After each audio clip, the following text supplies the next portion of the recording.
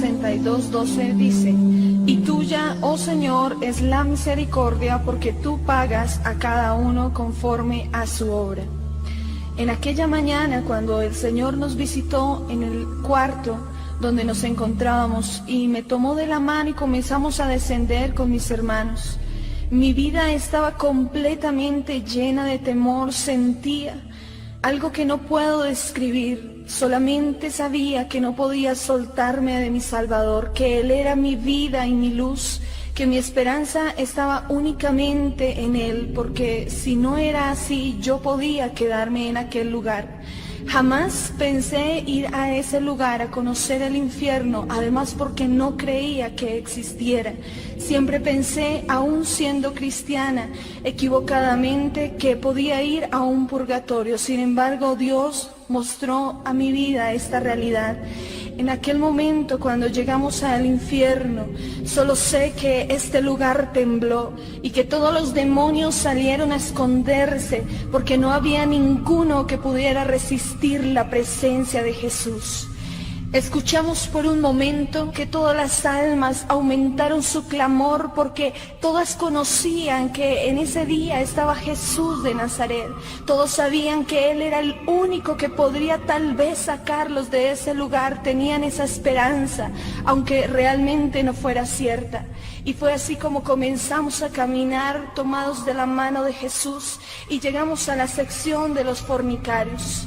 Allí Jesús fijó su mirada en una mujer. Esta mujer estaba completamente sumergida en el fuego, pero cuando Jesús le miró, comenzó a salir del fuego, aunque su sufrimiento no paraba. Nosotros comenzamos a ver a aquella mujer completamente desnuda. Podíamos ver cada una de sus características físicas. Su cuerpo estaba completamente sucio y maloliente. Su cabello estaba alborotado, despeinado, y tenía como una lava amarillenta verdosa encima. Ya no tenía ojos, sin embargo, a través de sus cuencas podía vernos, y ya sus labios se caían a pedazos mientras estaba allí gimiendo y gritando del dolor. Ya no tenía orejas, sino solamente su orificio, y podíamos ver cómo con sus manos ennegrecidas y huesudas trataba de componer la carne que caía de su rostro, tomándola del fuego y poniéndola una vez más en su cara. Pero esto le producía mayor dolor aún. Entonces ella se estremecía aún más y gritaba aún más. Sus lamentos parecía que comenzaran, pero que no tuvieran fin. Podíamos ver su cuerpo lleno de gusanos también, y una serpiente enrollada en su brazo, muy grande, demasiado ancha, que tenía punzones alrededor. Esta mujer tenía taladrado el 666, el número de la bestia, del cual nos habla la palabra en Apocalipsis.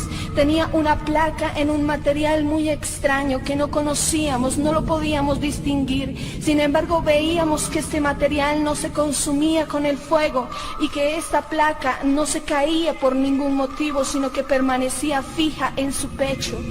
Esta placa estaba escrita en un idioma extraño, pero nosotros podíamos entender en ese momento lo que decía en ella. En esa placa decía: estoy aquí por fornicaria. Cuando Jesús la vio, entonces le dijo: Elena, ¿tú por qué estás en este lugar? Elena, mientras hablaba con Jesús, se retorcía y gritaba a causa del dolor que le producía su castigo. Y le dijo Elena: Señor, estoy aquí por fornicaria. Y comenzó a pedirle perdón a Jesús una y otra vez. Sin embargo, en un momento comenzamos a ver la historia de su muerte. Elena se encontraba teniendo una relación sexual con uno de sus amantes, porque creyó que el compañero con el que ella vivía había salido de viaje, pero él volvió a su casa, la encontró con su amante. Entonces se fue hacia la cocina y tomó un gran puñal, enterrándoselo en la espalda. De esta forma, Elena murió y fue conducida hacia el infierno. De la misma forma como había muerto desnuda, así mismo se veía en el infierno. En el infierno todas las cosas se materializan, y podíamos ver aún presente ese puñal clavado en su espalda, que le producía un gran dolor allí a Elena. Para ese entonces ella llevaba 7 años en este lugar. Recordaba uno a uno de los instantes de su vida, recordaba cada momento de su muerte, recordaba también que un día tal vez le habían predicado a ese Jesús que ahora tenía enfrente suyo y que era el único quien podría salvarla, pero ya era tarde para ella como para todos cuantos estaban allí en el infierno. La palabra de Dios tiene bastante claridad acerca de la fornicación.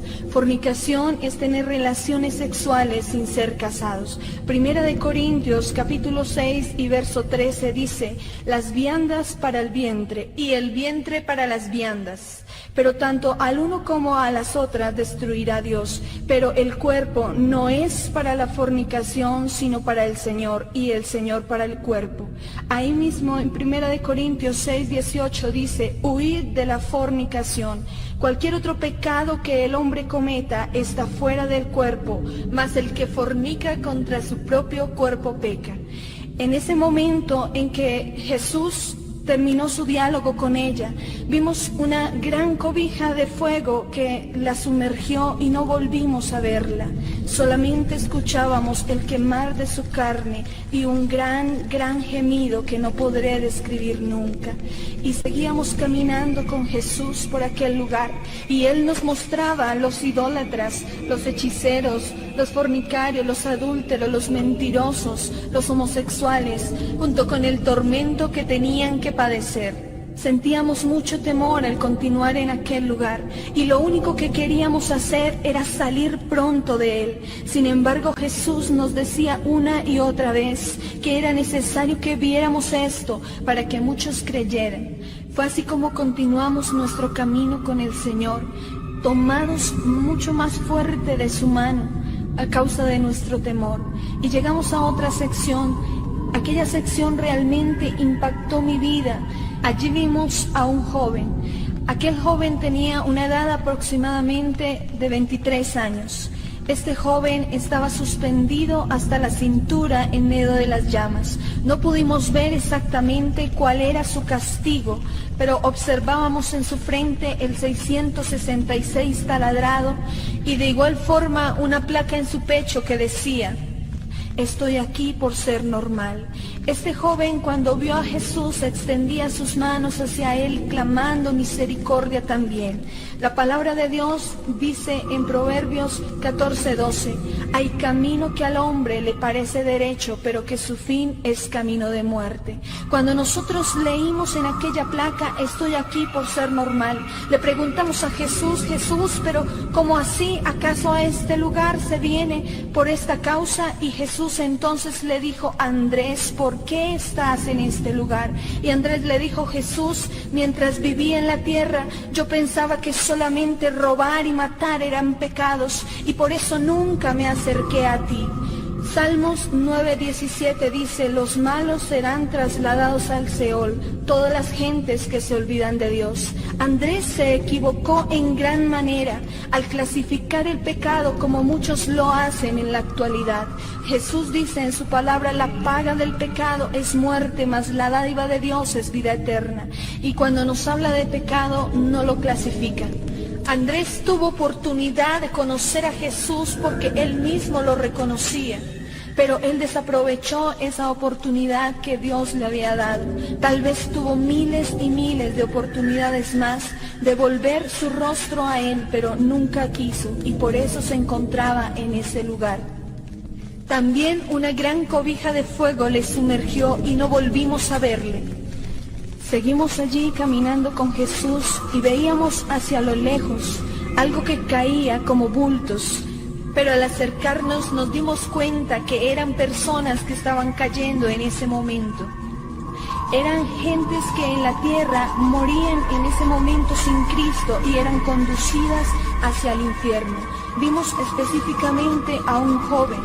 Este joven tan pronto cayó a aquel lugar, vinieron todos los demonios corriendo hacia él y con gran violencia comenzaron a destruir su cuerpo. Inmediatamente se comenzó a llenar de gusanos. Mientras esto sucedía, este joven decía: no, ¿qué es esto? Que pare ya, yo no quiero estar en este lugar, esto debe ser un sueño, sáquenme de aquí, yo no puedo estar en este lugar. Él ni siquiera se había dado cuenta que acababa de morir sin Cristo y que se había ido a una eternidad sin Él. Y entonces los demonios se burlaban de Él y continuaban atormentando su cuerpo. Y se comenzó a hacer inmediatamente el 666 en su frente y apareció de inmediato la placa en su pecho. Y aunque no pudimos ver por qué motivo había ido a este lugar, sí sabemos que este joven ya nunca más pudo salir de allí. El Señor nos decía que el tormento de todas estas personas aumentaría mucho más en el día del juicio. Y si ahora sufren de una forma incalculable, no podré imaginarme cómo será luego del juicio. En aquel lugar no vimos niños, solo miles y miles de jóvenes. Habían hombres y mujeres con rasgos de muchas nacionalidades. Sin embargo, allí ya no existiría diferencia de clase social ni de ningún otro tipo. Lo único que todos querían era salir de ese lugar. Querían que su tormento parara tan solo por un segundo como el rico de la historia, o tal vez que su lengua, la punta de su lengua, fuera mojada con agua para refrescar su sed intolerable. Pero ya esto no podría ser posible, porque ellos eligieron la eternidad sin Dios. Dios nunca envía a nadie al infierno.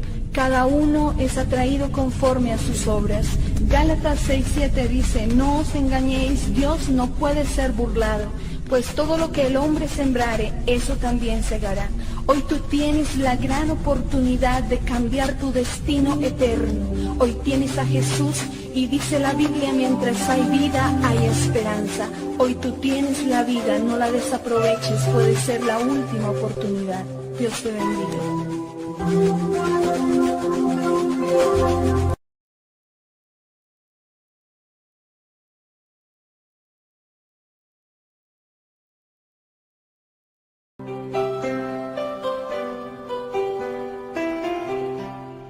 Porque es necesario que todos nosotros comparezcamos ante el tribunal de Cristo, para que cada uno reciba según lo que haya hecho mientras estaba en el cuerpo, sea bueno o sea malo. 2 Corintios 5:10. Cuando estábamos allí en el reino de los cielos, pudimos divisar aquella nueva Jerusalén de la cual nos habla la palabra en Juan 14:2. En la casa de mi Padre muchas moradas hay. Si así no fuera, yo no os lo hubiera dicho. Voy pues a preparar lugar para vosotros. Nosotros pudimos estar allí en esta ciudad, entrar a esta ciudad. También nos dice que su material era de jaspe, pero que la ciudad era de oro puro, semejante al vidrio limpio. Nosotros la pudimos ver y esta ciudad realmente es maravillosa. ¿Sabes?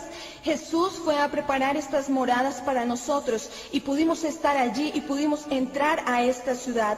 Podíamos ver que cada una de estas moradas o casas tenían un nombre escrito enfrente de la persona a quien va a pertenecer esta casa. Y esta ciudad aún no está habitada, pero ya está preparada para nosotros. Pudimos entrar a estas casas y ver todo lo que había allí. Pero al salir olvidamos por completo lo que acabábamos de ver. Lo que sí recordamos es que las columnas que tienen estas moradas son contorneadas en diferentes tipos de piedras preciosas. Podíamos ver que tenían oro puro y el oro de esta ciudad, como habla la palabra, es casi transparente, es demasiado brillante. Si el oro de la tierra es hermoso, no se alcanza a comparar con la hermosura del oro que hay en el cielo. Después de esto fuimos dirigidos hacia un lugar donde habían muchísimos cofres. En aquellos cofres habían lágrimas cristalizadas y estas lágrimas son aquellas lágrimas derramadas por los hijos de Dios aquí en la tierra. Pero no son lágrimas de queja, sino son esas lágrimas que tú derramas cuando estás en la presencia de Dios. Son lágrimas de arrepentimiento, lágrimas de agradecimiento. Dios las tiene guardadas como un precioso tesoro allí en el cielo, así como lo menciona el Salmo 56:8. También pudimos llegar a un lugar donde habían muchísimos ángeles, y aunque en todo el cielo habían diferentes tipos de ángeles, en este lugar había un tipo especial.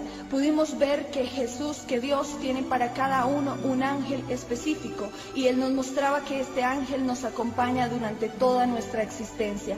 Y Jesús nos presentó a cada uno nuestro ángel, y pudimos conocer algunas cosas de cada uno personalmente, pero Él nos dijo que estas cosas no las podríamos revelar. El Salmo 91:11 dice: pues a sus ángeles mandará acerca de ti para que te guarden en todos tus caminos. Luego fuimos hacia otro lugar, habían muchos casilleros, y en aquellos casilleros habían flores diferentes. Habían algunas flores que estaban bastante abiertas, que eran preciosas, eran muy hermosas, estaban radiantes. Habían otras flores que estaban un poco decaídas, y habían otras flores que simbólicamente parecían marchitas. Y le preguntamos a Jesús qué significaban todas aquellas flores, y entonces Él nos dijo: mira, es que para mí tú eres como una flor. Y entonces tomó una de aquellas flores que estaba resplandeciente y dijo: esta flor muestra el estado de tu comunión conmigo. Luego de esto la dejó allí y tomó otra de estas flores, una que estaba un poco decaída, y entonces Él dijo: mira, sabes, esta persona está teniendo una prueba, una dificultad, hay algo que está interrumpiendo su comunión conmigo, y sabes yo qué hago cuando estas flores están decaídas para que vuelvan a estar resplandecientes. Y entonces, tomándola en su mano, dijo: riego mis lágrimas sobre ellas y las levanto. Y vimos cómo de una manera poderosa esta flor comenzó a tomar vida una vez más, y sus colores aparecieron nuevamente. Luego simbólicamente tomó una de aquellas flores marchitas y las lanzó al fuego, y dijo: mira, esta persona me había conocido y se apartó, ahora muere sin mí y es lanzada al fuego. Cuando salimos de aquel lugar podíamos ver que había un castillo muy hermoso, lo veíamos muy pero muy lejos, y notábamos algo particular: era que nadie se atrevía a acercarse hacia aquel castillo, y creemos que es el que nos habla la palabra en Apocalipsis 22:1, que dice: después me mostró un río limpio de agua de vida, resplandeciente como cristal, que salía del trono de Dios y del Cordero. Creemos que allí probablemente puede estar la presencia de Dios. En el tiempo que tuvimos esta experiencia en el reino de los cielos, teníamos tanta alegría en nuestro corazón, sentíamos una paz como la que dice la Biblia, que sobrepasa todo entendimiento, y comprendimos, como dice en 1 de Pedro 1:4, que hay una herencia incorruptible reservada en los cielos para todos nosotros.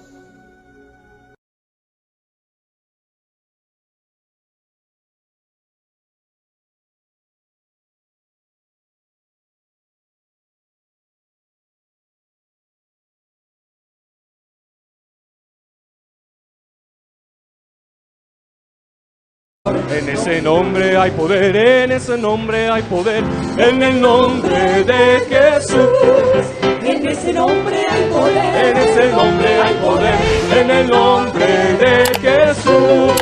Y somos salvos y bautizados en el nombre de Jesús. Y somos salvos y bautizados en el nombre de Jesús.